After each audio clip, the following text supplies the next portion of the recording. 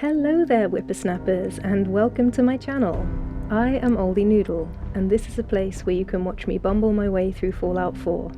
So first off, a little admin. In the interest of transparency, I should mention that I'm not actually an oldie, sorry.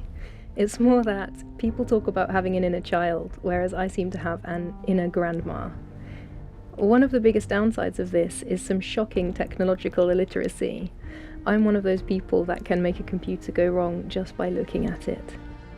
It feels like a genuine miracle that I've got things set up to make these videos, but I do know I still have much to learn. All I can ask for is patience while I'm finding my way with all of this.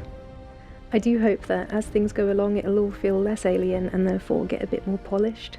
Especially with the audio, that seems to be my biggest nemesis, and I don't have any proper equipment yet because I am poor. Anyway, onwards.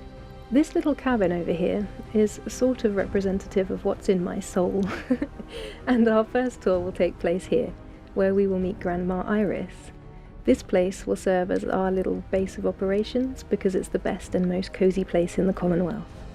Very soon we will talk about this fine Weasley looking fellow right here, but in the meantime, please enjoy a selection of wonderful Bethesda moments whilst I chat. Here's a little of my story and my intentions for the channel. For Christmas 2024, I received some newfangled technology in the form of an Xbox One, with a copy of Fallout 4.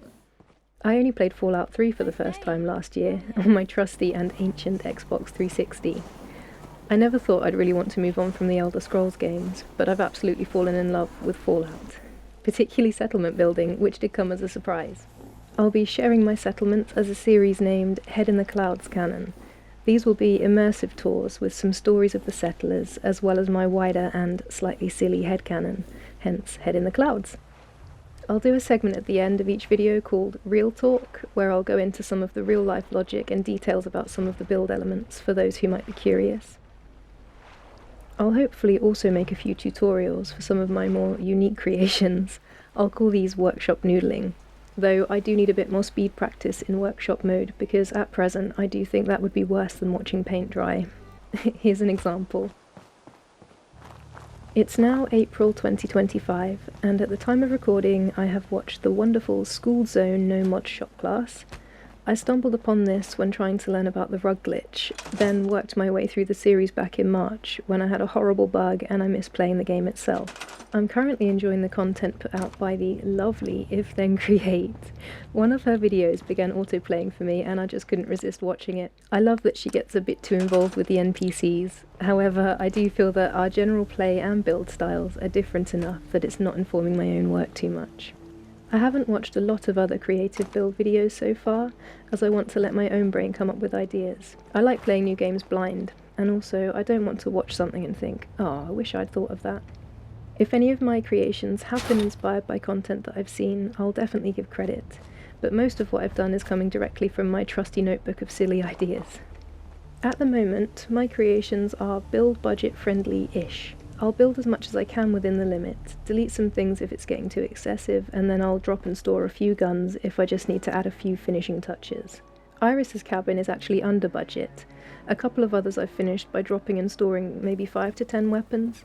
Nothing too excessive. Honestly, I don't know what my Xbox can handle. I'm so protective of my first playthrough as well that I'm afraid to jeopardize it. If anyone out there has any advice, it would be gratefully received. For example, I don't know if one massively overbuilt settlement is a self-contained issue, where any crashes are specific to that location, and it's all fine as long as you don't go there, or if it affects the whole game, or if many slightly overbuilt settlements have a cumulative effect on everything.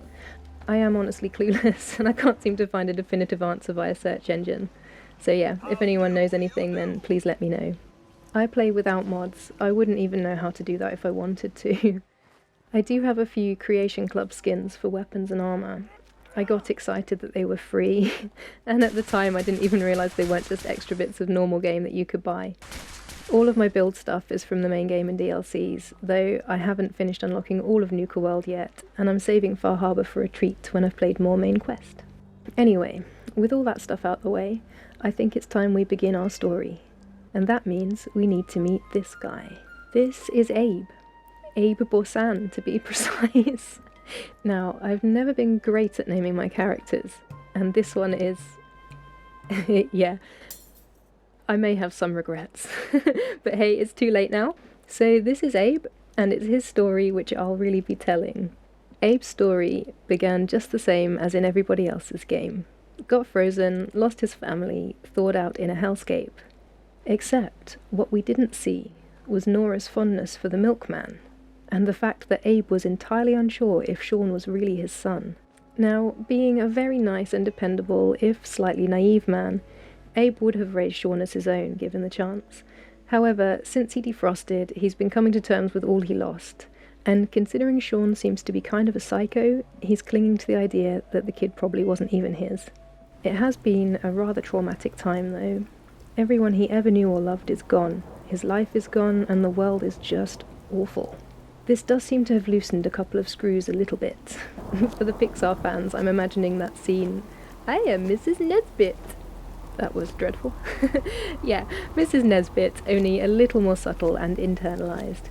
He is still a stand-up guy, and the people of the Commonwealth are largely pretty impressed by him. I imagine this is an idiocracy kind of thing, based on the fact that they've done nothing to clean up anything in 200 years. All will become clear as we take a look at the way Abe is rebuilding the Commonwealth, with a little help from his new friends he's making along the way. But those are stories for another day. I think, on that note, we'll wrap things up there. If you're still here, thank you for joining me, thank you for listening, and I'll look forward to having you along for a tour, if you feel like taking a look. I'll be uploading episode 1 at the same time as this intro, so until then, take care of yourself, take care of each other, and bye-bye for today. Bye-bye!